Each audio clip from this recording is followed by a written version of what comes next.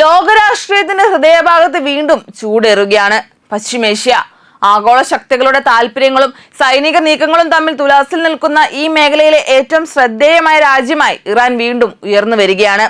സമ്പുഷ്ടീകരിച്ച യുറേനിയത്തെ ചുറ്റിപ്പറ്റിയുള്ള വിവാദങ്ങൾക്കിടയിലും ശക്തമായ സമ്മർദ്ദങ്ങൾക്കും രാഷ്ട്രീയ തന്ത്രങ്ങൾക്കും മുന്നിൽ തലകുനിക്കാതെ സ്വന്തം ദേശീയ താല്പര്യങ്ങൾ സംരക്ഷിക്കുന്ന ഒരു രാജ്യത്തിന്റെ പ്രതീകമായി ഇറാൻ മാറിക്കൊണ്ടിരിക്കുന്നു. സ്വയം സമാധാനത്തിന്റെ നായകനെന്ന് വിശേഷിപ്പിക്കുമ്പോഴും ഏകപക്ഷീയമായ ഉപരോധങ്ങളിലൂടെയും ഭീഷണികളിലൂടെയും ഒരു രാജ്യത്തെയും അവിടുത്തെ ജനതയെയും ശ്വാസം മുട്ടിക്കുന്ന സമീപനമാണ് ഡൊണാൾഡ് ട്രംപ് സ്വീകരിക്കുന്നത്. എന്നാൽ ഇതിനെയെല്ലാം അതിജീവനത്തിന്റെ കരുത്തുറ്റ പാഠങ്ങൾ കൊണ്ട് നേരിടുകയാണ് ഇറാൻ. ഇറാന്റെ വിദേശകാര്യ മന്ത്രാലയം വളരെ വ്യക്തമായി പറഞ്ഞത് ഒരൊറ്റ കാര്യമാണ്: തങ്ങളുടെ സമ്പുഷ്ടീകരിച്ച യുറേനിയം ഒരിടത്തേക്കും മാറ്റില്ല എന്നത്. ഇത് വെറും ഒരു നയതന്ത്ര പ്രസ്താവന മാത്രമല്ല, രാജ്യത്തെ ആത്മാഭിമാനവും സ്വയംഭരണ അവകാശവും വ്യക്തമാക്കുന്ന ശക്തമായ സന്ദേശമാണ്. ലോകത്തിലെ വലിയ ശക്തികൾ നിർദ്ദേശിക്കുന്ന വഴികൾ പിന്തുടരാതെ സ്വന്തം നിലപാടിൽ ഉറച്ചു നിൽക്കുന്ന ഇറാന്റെ സമീപനം നിരവധി രാജ്യങ്ങൾക്ക് ഒരു വ്യത്യസ്ത മാതൃകയായി മാറുകയാണ്. ഇറാന്റെ യുറേനിയം ശേഖരത്തെ കുറിച്ചുള്ള വിവരങ്ങൾ ആഗോളതലത്തിൽ ചർച്ചയാകുമ്പോഴും അതിലൂടെ അവരുടെ സാങ്കേതിക കഴിവും വ്യക്തമായി കാണാം.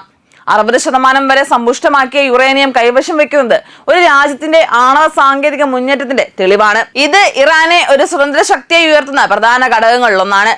അമേരിക്കൻ നേതാക്കളുടെ ഭാഗത്തു നിന്ന് ഇറാൻ യുറേനിയം കൈമാറാൻ സമ്മതിച്ചുവെന്ന അവകാശവാദങ്ങൾ ഉയർന്നിരുന്നുവെങ്കിലും ഇറാൻ അതിനെ ശക്തമായി തള്ളിക്കളഞ്ഞു.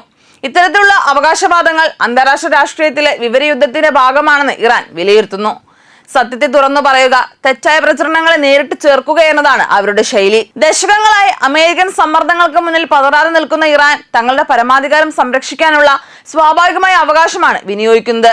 സമാധാനം എന്നത് ആയുധങ്ങൾ കൊണ്ടോ ഭീഷണികൾ കൊണ്ടോ അടിച്ചേൽപ്പിക്കേണ്ട ഒന്നല്ല, മറിച്ച് രാജ്യങ്ങളുടെ ആത്മാഭിമാനത്തെ മാനിച്ചുകൊണ്ട് ചർച്ചകളിലൂടെ രൂപപ്പെടേണ്ടതാണെന്ന് അവർ ഉറച്ചു വിശ്വസിക്കുന്നു. ഇപ്പോഴത്തെ ചർച്ചകൾ വെറും യുറേനിയത്തെ കുറിച്ചുള്ളവ മാത്രമല്ലെന്നും മറിച്ച് യുദ്ധം അവസാനിപ്പിക്കാനും മേഖലയിലെ സംഘർഷം കുറയ്ക്കാനുമുള്ള ശ്രമങ്ങളാണെന്നും ഇറാൻ വ്യക്തമാക്കുന്നു.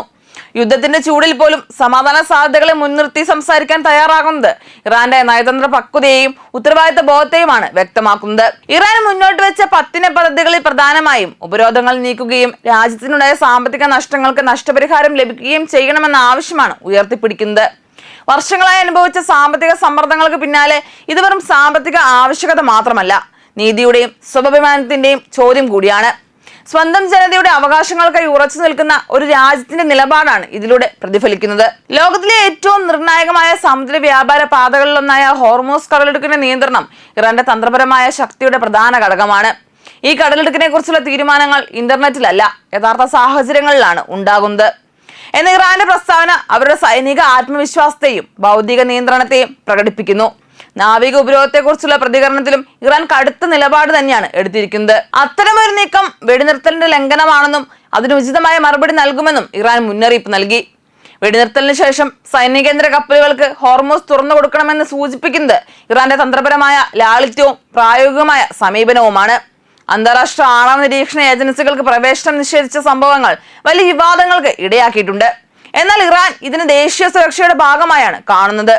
ഒരു രാജ്യത്തിന്റെ സുരക്ഷാ താല്പര്യങ്ങൾ മുൻനിർത്തി തീരുമാനങ്ങൾ എടുക്കുന്നത് അതിന്റെ അവകാശമാണ്. ഈ നിലപാട് പലർക്കും വിവാദപരമായി തോന്നിയാലും അതിന്റെ അടിസ്ഥാനം സ്വയംഭരണ അവകാശമാണ്. നമ്മളുടെ മണ്ണ് പവിത്രമാണ്. അതുപോലെ തന്നെ നമ്മുടെ യുറേനിയവും എന്ന ആശയം വെറും രാഷ്ട്രീയ വാക്കുകൾക്കപ്പുറം ഒരു ദേശീയ വികാരത്തിന്റെ പ്രതിഫലനമാണ്. ഈ സാഹചര്യത്തിൽ റഷ്യയും ചൈനയും ഉയർത്തുന്ന ബഹുകേന്ദ്ര ലോകക്രമം ഇറാന്റെ പ്രതിരോധത്തിന് കരുത്തേകുന്നത് നീതിയുക്തമായ ഒരു രാഷ്ട്രീയ മാറ്റമായാണ് വിലയിരുത്തപ്പെടുന്നത്. അമേരിക്കൻ ആധിപത്യത്തിന് ബദലായി രൂപപ്പെടുന്ന ഈ സഖ്യം ഇറാനെ കൂടുതൽ ശക്തമായ പങ്കാളിത്തത്തിലേക്ക് എത്തിച്ചിരിക്കുന്നു. തങ്ങളുടെ താല്പര്യങ്ങൾ സുരക്ഷിതമാകുമ്പോഴേ ഒരു കരാർ സാധ്യമാകൂ എന്ന് ഇറാൻ വ്യക്തമാക്കുന്നു. സമാധാനം നിലനിൽക്കണമെങ്കിൽ അത് നീതിയുടെ അടിസ്ഥാനത്തിലായിരിക്കണം.